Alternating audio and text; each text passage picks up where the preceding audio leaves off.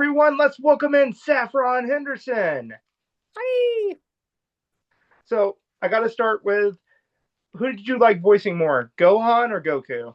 Oh, people always ask me that. That's the meanest question. Because I mean, they're both amazing characters. And, hmm, well, I loved Goku for his how simple and innocent and positive he is. So, like, kid Goku was such a happy-go-lucky um survivor character. Like I love that about him. And Gohan had the luxury of being fathered, you know, Yeah. by having he didn't just like land on a planet and do his own thing. So he was more sheltered and also in that way more emotional. Like he was able to have an emotionality that Goku wasn't really clued into. Oh yeah, I love Gohan. I love your Gohan a lot. Actually, Oh, thank you. it's the first Gohan that I ever heard. So I and love them. I love them both. Thank you so much. And I can't tell you how much it means to uh, us actors when you connect like that to a character that we've voiced. And it's like, it's this ripple effect I never could have seen coming when we recorded. I think my favorite thing that the Ocean Dub ever recorded was the first three movies because it was Yeah, the uncut. first. It was uncut. It was close to the script. The voices were a perfect match, and there was no censorship. Yeah, they were fun. I was looking at that scene where Gohan gets stoned from eating Where he gets drunk off the apple. the apple drunk. Yeah. And it's just such a funny it's a funny sequence. Like there's all kinds of weird, cool things. Oh yeah, I love it. I think I like the way you capture Gohan's rage, especially in the second movie where he's like, "It's all your fault." Yeah, yeah. That scream did not sound like it was easy to do. No, those screams were very like I have a fellow voice actor friend who actually like ruptured his larynx Oh, screaming. Yeah. was it Brian? Yes, it was Brian. Oh the my gosh. I didn't want to call him out, but The like, reason I ask is because I used to imitate his Vegeta a lot, and it would just hurt my throat like crazy. oh, you're talking about Drummond. I'm talking about Dobson. Drummond, I don't think he broke his larynx. Oh, well, I think because he asked me, I sent a Twitter thing out back when it was called Twitter. I don't know. And Yeah. I sent an invitation of it out, and he says, "Does it hurt your throat?" I said, "Very much." Yeah. And I was just Yeah. like, "It's over 9,000." Yeah. Oh, nice. Good job. Good job. I don't know. I think the very first episode of DBZ I saw was Vegeta and the gang versus Raccoon. And I don't know. I was just hooked to it from then on. I was about maybe 9. Aw, In that's the so cute. fighting and the violence, I was like, "This is so cool." They did a lot of fighting. That's the thing about like Dragon Ball, the original Dragon Ball, like those 13 episodes, you know, things got fighty, but nothing like Dragon Ball Z. Dragon Ball Z was the most fighty show I've ever done. And that's just as kid Gohan. Like I can't imagine, the other guys and what they went through, right? I thought it was really jarring when they switched voice roles during the Ginyu saga, I guess is what it was. I thought that was really jarring. I'm like, why does Goku sound different? Vegeta sounds similar, but why does everyone sound different? I know. I know. It's such the Dragon Ball franchise is so complex in its all the changes that happened for the audience as far as just even the voice actors, let alone the plots. And so like there's a lot of mystery even to me. I'm like, did I voice that part? Did I do that part? I know we recorded that. But then like, they re-recorded some of what we'd done, but our audience already knew Hmm. our recordings. So it was so confusing. What do you think of the Funimation cast? And honest, Well, truth be told, we recorded for Funimation too. well, I mean the Texas cast. Well, the Texas Funimation cast, I think they're great. I really enjoy all of the different interpretations, and I enjoy I mean, it's different in a lot of ways. There are differences with, the edits and stuff too. So, but the cast I really like. I have spent time with Stephanie. She's amazing. Um, and Elise Bachman, and Hmm. and I've met Cynthia and Tiffany, and I'm thinking of all the women, not because I forget men, but that I connected more with them. But like Kyle Hebert and like I don't know if I've ever met Chris, but anyway, like I've met different cast members at different times, and they've been fantastic, you know? See, if it were up to me, if I were dubbing the show, I would have a diverse cast of both of the cast That'd voicing be the so characters. great. I think that'd be really fun. Like, I would definitely have Peter Kalamas come back as Goku because he's my favorite Goku. Ah, I even yeah. told him that, and I said, "You're my favorite Goku." He goes, "Why?" And I'm like, "Well, because you just match the Japanese version so well. So do you, by the way." Well, we matched it energetically, I think. I think that and the Texas cast, they might have stuck more with their own voice print and not necessarily like I think that well, this would be a controversial thing to say, but I think that they might have listened to ours more than the Japanese. But I don't know. That's exactly what they did. So that that first Japanese, like we were always listening to what we call the OJ, original Hmm. Japanese, and we were always noticing that our voices were in different I was noticing my voice was in a different place. I was not as high and and uh and tiny sounding, but I could manage with energy to get, you know, to sort of give a respectful performance. That was my goal, was to respect the original recordings and the original cast because I thought they were so fantastic. And I knew that they actually, I think that correct me if I'm wrong, but I think that they actually recorded in Japan in the studio, just live, all of them in there, playing off of each other, um, like, you know, boom, boom, boom, boom, boom, boom, boom. And even when dubbing, they would do it that way, I think. I think I think what was funny was Funimation at first was told to make their voices sound like y'all's, right? Pardon my Yeah. southern voice here. No, no, I love it.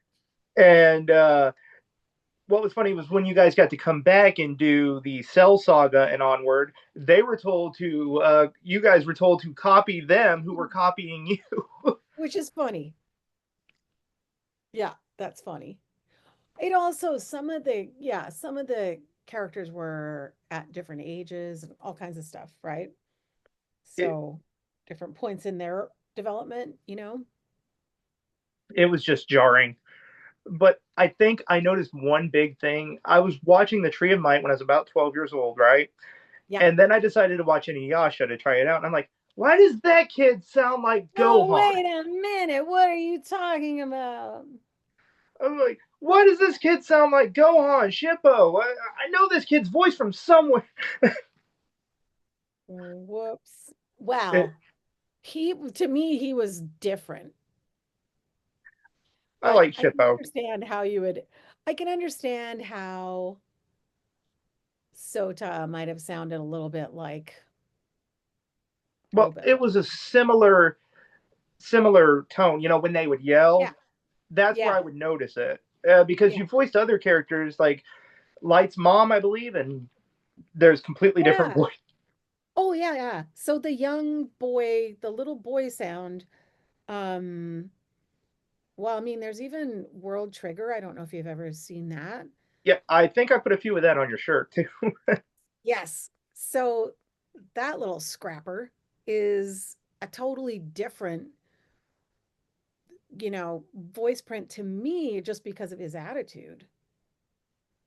I mean, me, I could just watch DBZ all day. I'm one of those people who just sit there and like. I even Yeah. had I had the old Ocean Dub episodes on DVD still. The old release like single DVDs. I wish they Yeah. would release the Dragon Ball Z Kai dub of the Ocean Cast and the other sagas that were dubbed later on by you guys on DVD because I would just buy it. It's like I have money. I want to Um, give you this money. I know. I know. So who's sitting on those? Who has those? I guess Funimation because they released the Rock the Dragon box way back in 2013 and it was the first 52 episodes and which is weird because I figured they would release the others and let us have that option like they did with Akira, the Akira two dubs. But Hmm. they still haven't done that yet. I want to see those episodes. Mm-hmm. I'm But a, maybe did they procure the episodes or did the episodes stay with the original company? I'm assuming they stayed with maybe the company that aired them in UK and France. Yeah. Wouldn't that I be mean, it's a interesting? possibility. I know that the first 53, Funimation definitely has their license on, which is weird, but they couldn't get the license for the others. And you would think that they want to sell more products, they would. Interesting. Interesting. Hmm. Yeah. Yeah, it's funny. I when I go to conventions, it's a very specific group of people that's like, I know exactly which ones you did, Mm-hmm. and those have meaning to me, and it's so wild because I'm like, how would anybody know? But you guys do. We are the Dragon Ball fan base is just a very dedicated group of nerds. I mean, we research it, we look at the different dubs, we watch the Japanese version. I was buying the illegal DVDs that were being sold at thrift stores that were all in Japanese, and that's how I watched them before the rest of the series got dubbed. Illegal thrift stores. I love it. Yeah, well, that's how we had to watch it back in the day. There was even bootleg VHSs. It was great. That's amazing. I love it. Sometimes I stumble on, people's YouTube comments, or they'll post a video, a clip or something on YouTube that is great for me to see because I may have them somewhere in the basement, but I'm not sure. So I might have them on VHS. There's a possibility.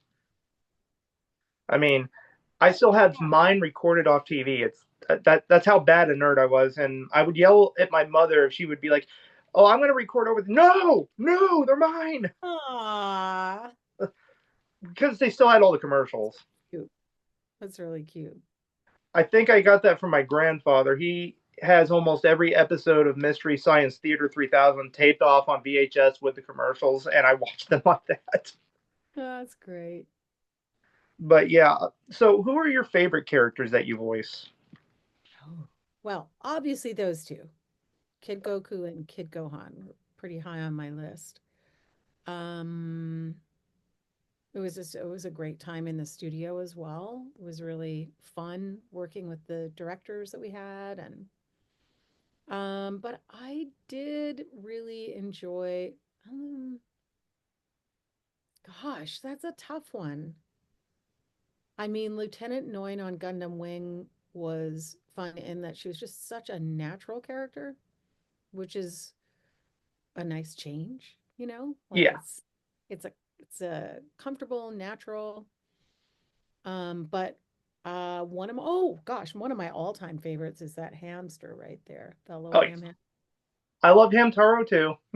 Yeah, so Oxnard is one of my very favorites. 'cause he's just a sweet, bumbling, tripping on everything kind of guy. Oh yeah, I definitely remember that show. It's been so long since I watched it though, Yeah, I know. It's so funny, huh? since the And Toonami days. yeah, yeah. And then there've been a couple of ponies that I enjoyed in My Little Pony, but also in Barbie Fairytopia, which I think I saw on the t-shirt. Um Yeah, Lumina. Lumina is surprisingly popular. Like I didn't know she had a doll. Someone sent me the doll, which is so sweet. Because I think they were like $200 or something, and I was like, "Well, that's crazy."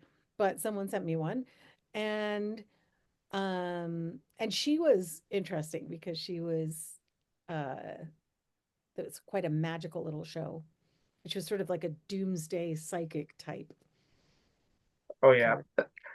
Let's see, another character I really enjoyed of yours, other than Shippo. I like Shippo, and Soda was great too. That wasn't that Kagome's little brother. Yeah, I thought yeah. so. I haven't I watched love. Inuyasha in 15 years at least. Oh, there was another little boy character that I really loved. He was a total brat, Kentaro Ichinos, in Maison Ikoku, I haven't seen that show since the Ranma days. right? So he was really fun because I feel like he was always eating noodles, and I made him, when it was eating sounds, I always made him sing while he was eating. So I was always like, kind of thing, which was just obnoxious, which just really fit with him. That's It was I love fun. that. I haven't Yeah. seen that show since well, a friend of mine had it on VHS and she would let me borrow it. I haven't seen it since then. It's been Me forever. neither. Me neither. I wonder if I have that. I might have that on VHS. I gotta look in my basement. I'm I gonna might have to have some look through mine. treasures in there. I mean, it feels like I'm in a wave of nostalgia right now. I just love talking about this stuff. That's Uh, awesome. Peter, I went on for an hour with him about just Dragon Ball Z and Ed, and Eddie, and we just kept talking about. Yeah, yeah. I mean, there's a rich history in Vancouver of anime and animation. We got so lucky to be sent all those shows, like in the 90s. Insane. Just loads of characters and crazy, like different genres. Like there's Black Lagoon, there's Death Note, there's um all those lighter episodics like Cairo No Go, mhm. I the one mean, where they play Go. That was such a good series too. yeah, I just I can't believe how much we got to do. So much stuff. Then there's also the Blue Water cast. I can't remember. I think they're in a different region. They are in a different region. I mean, I'm a big fan of them too, and I don't think they get enough credit either for all the work that they put out too.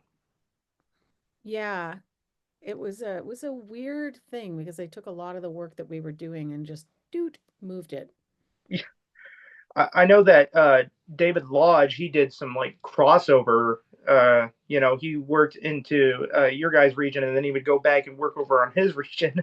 Mhm. Not David Lodge. Oh, what is his name? Dave Petit. Oh, okay. I get Dave's mixed up. So, I don't know all the Daves. I've got a few Daves I really know. but Dave Petit, yeah, he was in a few episodes of Hamtaro and stuff. I mainly know him from G Gundam because that was one of my favorite series. Cool. But when it comes down to it, I mean, I am just like the biggest DBZ fanboy there is, though.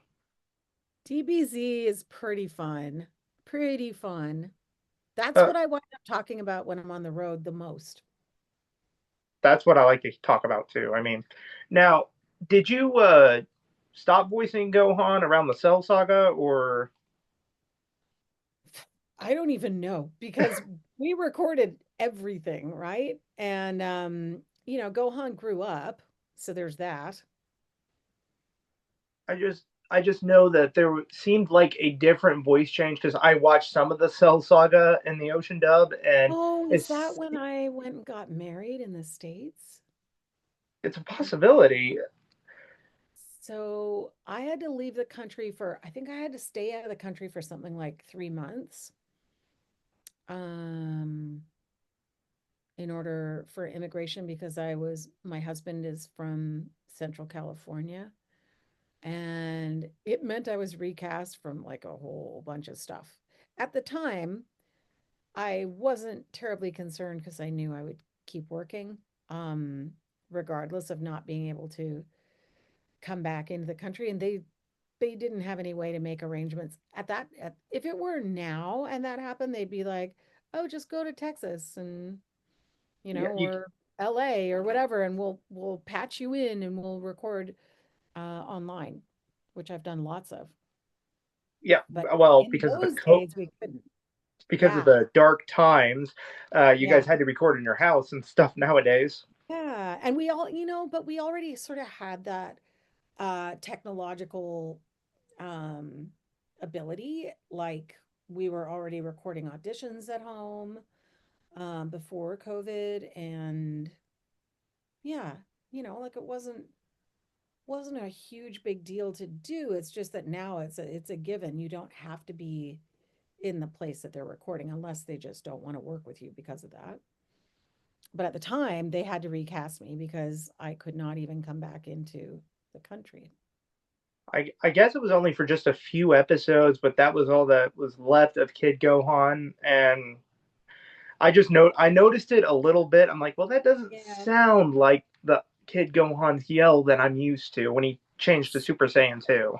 Right. So there was I'm pretty sure I went Super Saiyan. I think you were able to get to it to where he walked out of the time chamber. Yeah. So he was like blonde, Oh yeah, and then I was out after that. And that might have been that timing. and Because then right before, I know Jillian Michaels took over a bunch of my roles when I had to, leave. so it was kind of a Mhm. similar situation to uh, Ian and Peter and the late great Kirby Morrow, Mhm. because you guys had similar cadences in your voices, so it was kind of something like that, right? Yeah, she was a good match. Like they auditioned a bunch of people. Um, my sister even auditioned because she's got a similar natural voice to mine. But she said it was really interesting because I've always felt like voiceover is just talking and I love talking. Right? Like no big deal. Everyone can do it and everyone can imagine a character. I know everybody likes to do that. But that's what I thought. And then my sister said, "You know what? That's really hard. Like you have to be fast, you have to be thinking on your feet, you're looking at the script, you're matching the lip flaps, you're trying to make it fit in exactly where the lip flaps are." And I was like, I like it. It keeps me on my toes. Like dubbing is always more of a workout than prelay is. And a lot of us actually thrive when we're given a challenge, and we like that.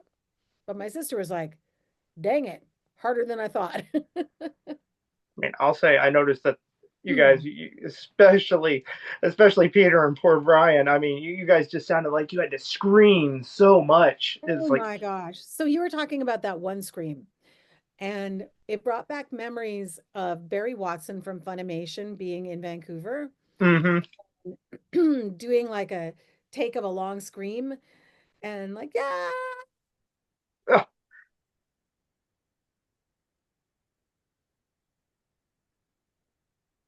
that only way louder, of course. I didn't want to hurt you. And so we would do this big scream, and then Barry'd be like, well, that was just a little too short. And I was like, what? And then we'd do it again. And he'd go like, I needed to go over both those cuts. And I was like, okay, okay. And then we would, scream, scream, scream, scream. That was a little long. And I was like, what? And then they'd be like, For this one, we're going to do one scream that goes over those two cuts, and then we're going to do another scream and we're going to overlap it so that it sounds like it goes on for a full minute. And that's what they would do, which was crazy. But we didn't really have the technology that we do now to shorten or lengthen. I bet by the time you were done, your voice sounded a lot like Christian Bale's Batman. Agreed. I bet, And I bet, then, I bet you were like, please, I gotta get a drink of water. oh, yeah, well, I had water, I had lozenges, I had cough syrup, I had, what else did I have? Yeah. Oh, tea. Um, we had everything. We had absolutely everything. And it still was like a lot. It was a lot. And then I would go and sing in a lounge or a bar later. So I would do like 6 hours of that, which they would never do now. Oh yeah. 6 hours of screaming is not fair. But yeah, then I would go sing in a lounge or at a bar, and then I would come back the next day and scream some more. That wasn't a good vocal time. No. Speaking of singing, there was also a character involved with singing that you have done. Friday the 13th. Ah, that's so funny. So I never sang in Friday the 13th. That was somebody else. No, but your I character did. yes. Well, yeah. She's played air guitar. I played air guitar. So she was a good guitar player. That part I was very focused on. I did find the irony that she was killed by a guitar. It's insane. It's the weirdest thing to me that people know her and she was alive for such a short time in that film. Which is like the third person killed. How do you know this character? Like she should be a distant memory. And everybody's like, nope, the guitar. I remember her. She had the big hair. And it's so funny to me that anyone would connect with her at all. Well, it's kind of like Corey Feldman's character in the movies. It's like, well, you connected more to the kid than you did anyone in that. So funny. And I remember being at the wrap party. I've said this a million times, but I still find it cute. And the director was like, JJ was one of my favorite characters, and I'm so sorry that she had to die so young. I wish I wish she could have gone on for, the whole movie. And I thought that was really sweet. At least she died more in a less graphic way than Crispin Glover's character, who died by a corkscrew. So I literally couldn't watch the movie at the premiere. I literally crawled out after I was killed. Quite cleanly. I agree. I agree. It was a nasty wax head wound, but other than that, I just remember that scene in general, though. It was just awesome. But I'm it kind of a was horror movie guy, too. it's very funny. It was very funny. And you know what the weirdest thing is? And I can't believe this, but 2, 3 years ago, I went to do a singing gig on a boat in Vancouver. And I walked down to the boat and I look at the boat and I'm like, no way, no way, no way. This thing's still around? No, this can't be the boat. And then I get on the boat and I'm like, because it was like a paddle boat kind of thing, just like in the movie. And I look at the floors and I'm like, oh, that looks like the same carpet from 30 years ago. And then I look at the light fixtures and I'm like, that's familiar. And then I go in the bathroom and I remember going in the bathroom, go pee after I had my makeup done on the shoot and being like, and I went in the bathroom at this singing gig and to wash my hands and I was like, what? Oh my gosh, this is the boat. And then we went upstairs and it was like this big celebration for someone and a really nice accomplishment that they'd made that we were all celebrating on the boat and I was singing. And we go upstairs and we like drop feathers into the water from the top deck and I'm like, oh, this is it. This is the spot. I remember shooting here. So crazy. And the stairs down to the engine room, like it was that's the but and I couldn't say it to anyone because it was like a really positive occasion. And I couldn't say, guys, I got murdered on this boat. I literally got murdered on this boat. But I was thinking it to myself. I was like, oh my gosh. Oh my gosh. Isn't that So fun? you got to take Manhattan. Yeah, that was crazy. That's crazy that boat's still kicking around being hired for parties. How funny is that? That's actually hilarious. So, before the voice cast thing changed and Dragon Ball Z, I know I have Yeah. ADHD. I just go on. You can keep going Dragon Ball Z all day. It's fine. It's fine. Before the voice cast thing changed, I mean, on your last day of recording, what did they tell you? They say, "Well, nope, you're done," and they're like, "We're gonna do our in-house cast." You mean with Funimation with Yeah, Texas? yeah, with the I Texas think guys. by What did then, they just tell you that this is the last episode you're doing for now? no, I don't even remember. It was all so disjointed. And I mean, yeah, I don't remember. There's so much of show business is people not telling you things. Like you don't know that you've been fired. You don't know that you've been replaced. You don't know that the show has moved to a different place, or you don't know, like people don't know anything about what's going on generally. So no one announced it to me that the cast had been replaced. We just heard that it had moved to Texas. And I'm guessing you were That's like, my understanding.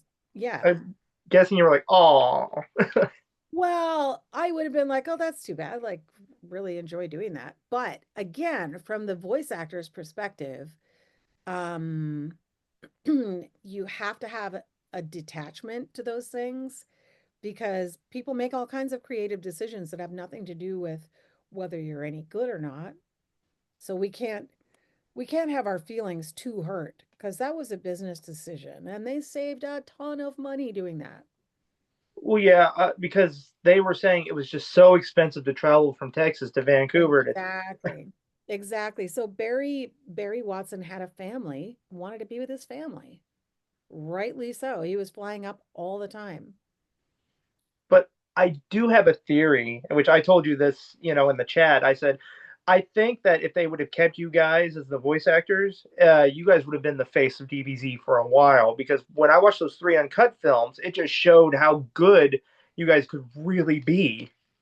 Oh yeah, I think with the film, um, I think also between series and film, like series where you have over 50 episodes, like getting in the hundreds, that it seems like kind of endless. Do you know what I mean? Like it's just Mm-hmm. gonna go and go and go and go, and you record like 4 episodes in a day or 2 episodes in a day, depending on how many lines you have, whether your character's arc is happening in that episode or not yet.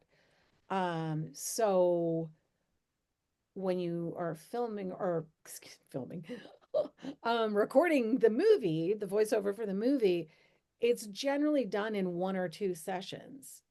And there's more of a flow plot wise for everybody. There's a beginning, middle, and end that isn't there when you're recording 100 episodes and you only have 30 of them available to you yet. Mm-hmm. Director's only working with what they know from maybe the Bible of the show, but also what they know from the first 30 episodes. So it's not the same flow as a movie where you've got this beginning, middle, and end, and the arc, there's only one arc per character. Do you know what I mean? Like, Oh yeah, so production wise, I think you can really squeeze a lot out of a movie because of that, because you can know it so well.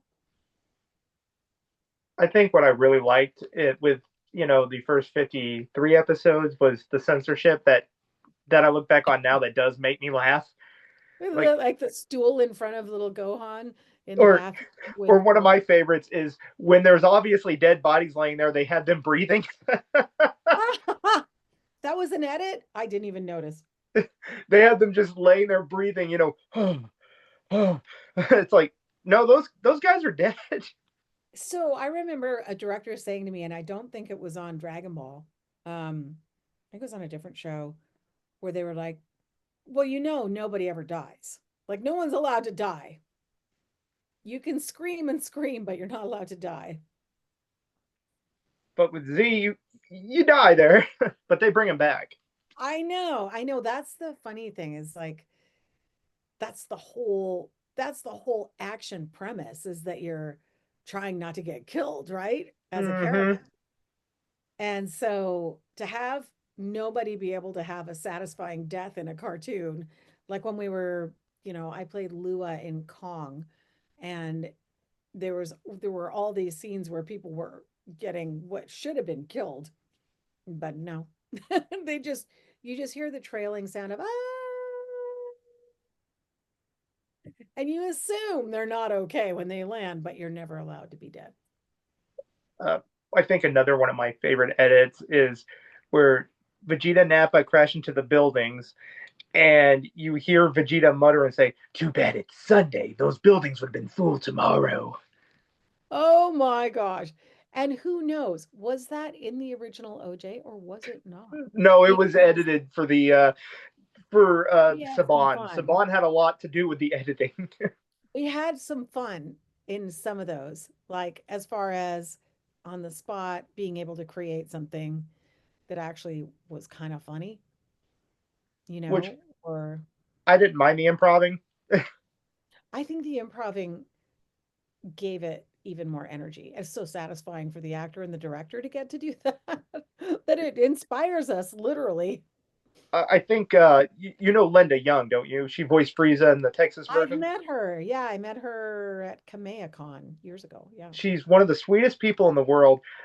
My favorite line that she does that her improv is, "You could always use it as a back scratcher," where she rips off a Namek's arm and just throws it. And That's pretty funny.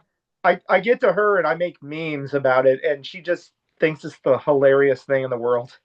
Yeah, that's really cute. So, hey, I don't want to make you reveal any private information, but are you in Texas?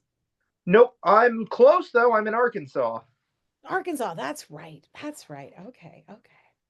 So do That's you why I get got to this go to southern twang voice. Yeah, yeah, which I think is cool. Do you get to go to any cons?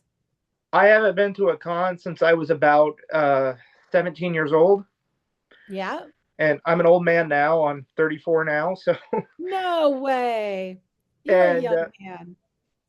but the last con I went to, I met Kyle Hebert in the restroom, and I recognized his voice, and I said, "You're the narrator from DBZ," and which it was rude of me to do it. I was a dumb kid. We were in the restroom together. I said, "Can you do that voice?" And he goes, "Okay, what's your name?" And I'm like, "Tim," and he's like, "Okay." He sat around me for 10 minutes narrating every movement I was doing. Oh, that's He's, cool. he's like, "Tim walked over there. He's walking over here. I cannot believe it. He got a sip of a drink." Kyle is a really nice guy, Oh, generous human. I love him to death. Yeah. He's hilarious. But I just I love almost all the cast. I also got to meet Crispin Glover at the same convention. Wow, that's exciting too. Yeah, the same one.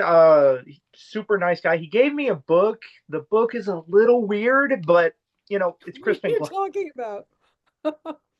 It's called Oak Mott, and it's just got all these bizarre pictures in it. And I'm like, oh, okay. He's like, you can have it for free. It's all yours. I want you to have it for being so patient. Oh, well, that's sweet. And he is it was he's colored? one of the sweetest human beings in the world. I talk to him regularly every so often. He's such a nice guy. Awesome. Same with Corey Feldman.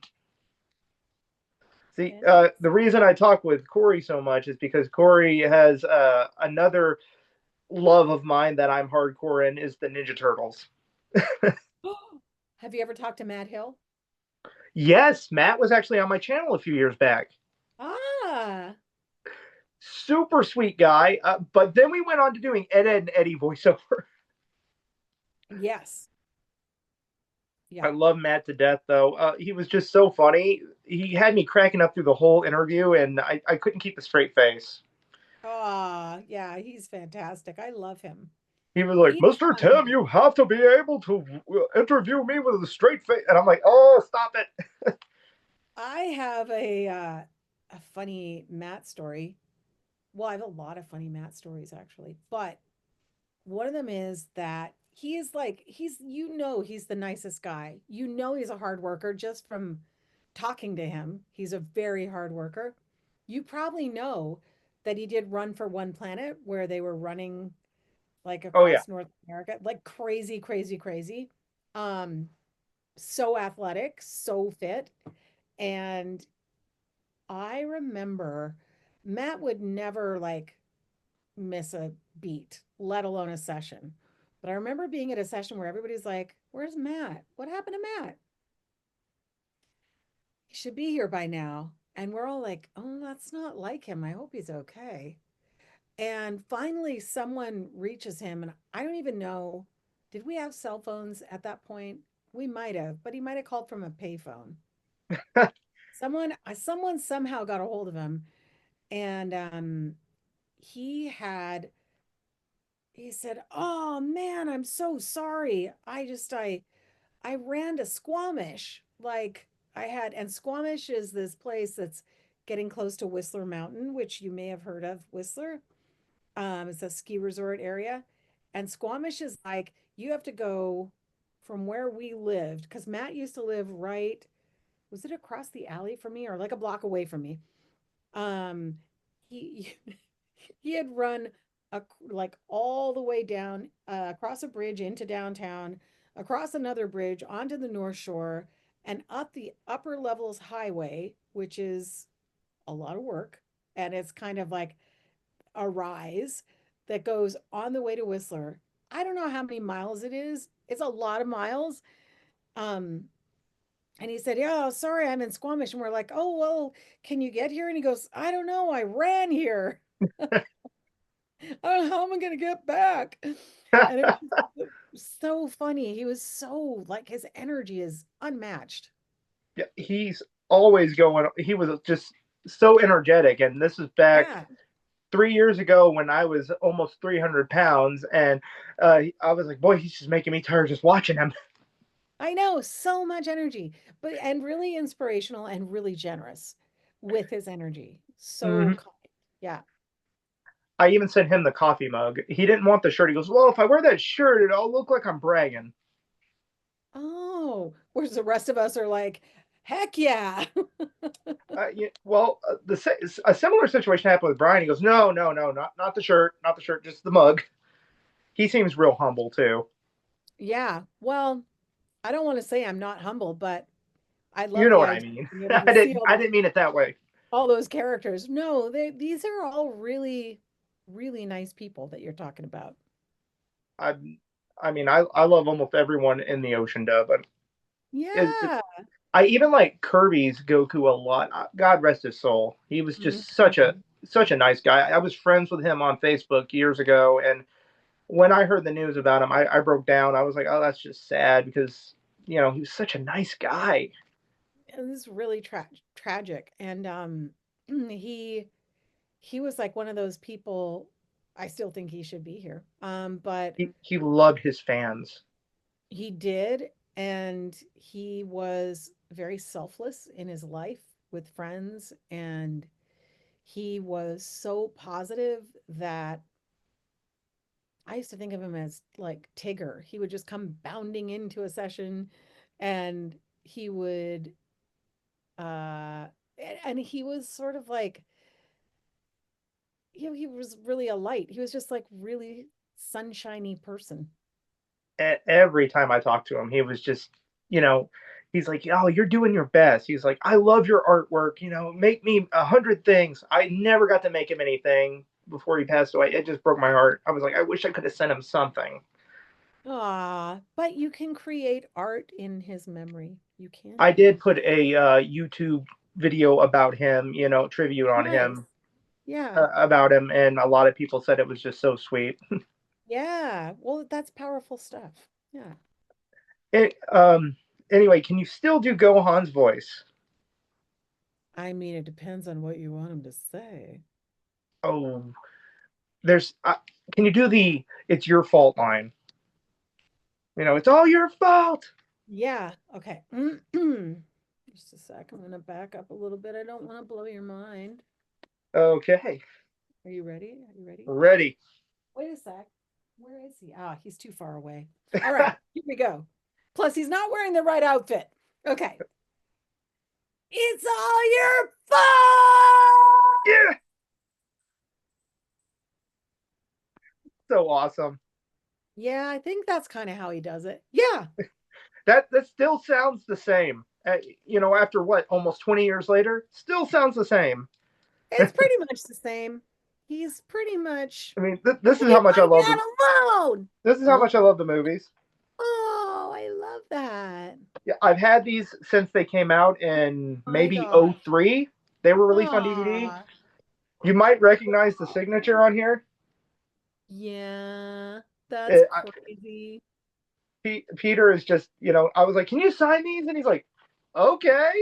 I didn't think my signature mattered, but okay. It totally matters.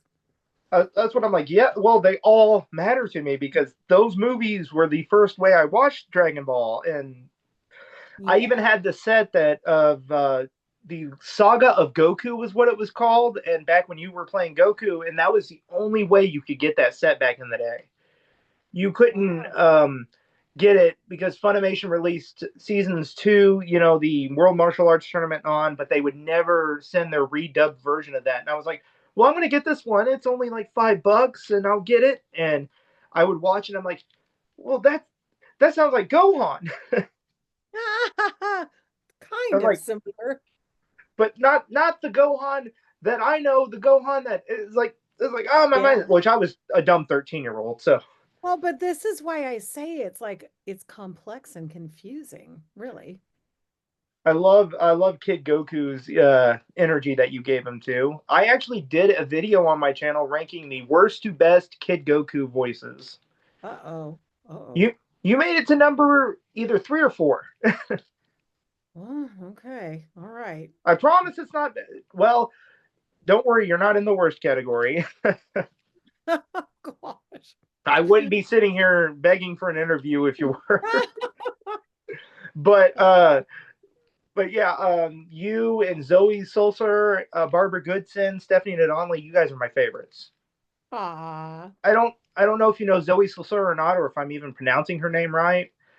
I don't She did know. the Dragon Ball GT version of Kid Goku, Ah, and she was also in G Gundam. She's in a lot of. She's great, real sweet cool. person. I heard she was about my age when she did the voice acting, though. Like when it came out, when it was my age, she was exactly that age dubbing it. Ah, that's sweet. And I was like, "Wow, you were only 14?" And she goes, "Yeah." She says, "My parents kind of pushed me to do it." Where is she from? I believe she's in the Blue Water dub. Okay, that's what I figured. Yeah. Her and Carol and Day. I know them pretty well. Yeah. I Cool. I never see Carol and Day anymore. I think she got rid of all her social media. Ah, well, social media is a bit of a rabbit hole, isn't it? I don't know. I only use like 3 things. Like people are like, "Do you have Snapchat?" I'm like, "What's a Snapchat?" Yeah, I don't have that, I don't think. They're like, "Do you use Facebook?" I'm like, "Yeah, but I mainly use it to contact family." It's like, "What about Yeah. Twitter?" I'm like, "Isn't that X now?" Yeah. It's like I don't know these things. It's just like I don't either. I mean, you're only in your 30s and I'm like 57. Can you imagine trying to keep up with this? I'm like Johnny Lawrence from Cobra Kai. It's like, what's this stuff? Yeah. And Yeah. like you should use. It's like I just made the Instagram. I barely know how to work it. I like Instagram for a lot of reasons. And I like TikTok for some reasons. TikTok I've never used. I've never even watched a TikTok video. It's I pretty addictive. I'm very, very, very in the dirt. I guess because I'm Arkansas. My mom wouldn't let me have social media sites until I turned 18. So Good. Good. God bless your mom. Uh, that was one good point about her, but it's best we not open that wound. I'm sorry. Mother wounds I'm are just hard. kidding. I, Mother I have wounds are hard. I have a whacked out sense of humor. Oh, okay. So you're not saying, okay, you're not saying anything dark. Oh, I can. I mean, other than I'm a little whacked out because she did smoke a lot with me when she was pregnant. But Ah, see what I uh, mean? Dark sense of but- humor. yeah, but you know what? People do their best with what they know and what they have. So that's what I Oh yeah, say. she was raised by a German family, German and Native American family. Wow. So are you German and Native American? I'm German, I'm Native American, and Italian. So cool. So I'm kind of like Danny Antonucci. That's really cool. What a great combination. That's why I'm so kind of funny looking, as they would say. You're not funny looking. You're handsome. Come on. No, no, no need to lie now. I know you're an actress. I'm not acting. Oh, I know. I'm just joking around. But when people ask me, it's like, well, what are you anyway? It's like, I'm Italian, German, Native American. My biological dad was half Italian, Yeah. and I don't know what his other half was. I didn't really get to know him that well. And I'm like, that's why I'm kind of funny looking, more than most people. You're self-deprecating, but how cool and exotic that you get to, have all those backgrounds. Oh yeah, my grandfather was very proud of his Native American heritage. If you took one look at him, you could tell the man was Native American. He was very dark, but he had these big blue eyes. Wow. That is exotic. Uh, anyway, I'm very appreciative of you coming on here and taking the time to be My on my pleasure. channel. My pleasure. Thank you for the invitation and for having me here. Oh yeah, it was just fantastic. I love getting to talk about Dragon Ball and Dragon Ball Z. Yeah. Yeah. It, Well, I'm happy to do it. And I love what you've said about it. It's great insights, and you've met some really special people. oh yeah, I love it. Is there anything you need to say before we close out? Ooh, anything I need to say? Well, I'm just really happy to get to talk about these characters with you as well. I think it's amazing. I think that it's proof that you can do a job that is fun. And when we recorded it, we were like, I wonder who's ever going to see these. And then have the ripples of that little pebble that you dropped reach so far that I meet you in Arkansas, excuse me, to talk about your experiences with the work that we did that we didn't know would be important to anybody. Isn't that amazing? It is. And I think that's the reason that we all should be aware that what we do does have ripples and we don't know at the time. So just do good. All right. Well, thank you. Come on, bro, I got taco blood. You bottle my brains and feel like, dude, can't handle it. Go in there, when, everywhere.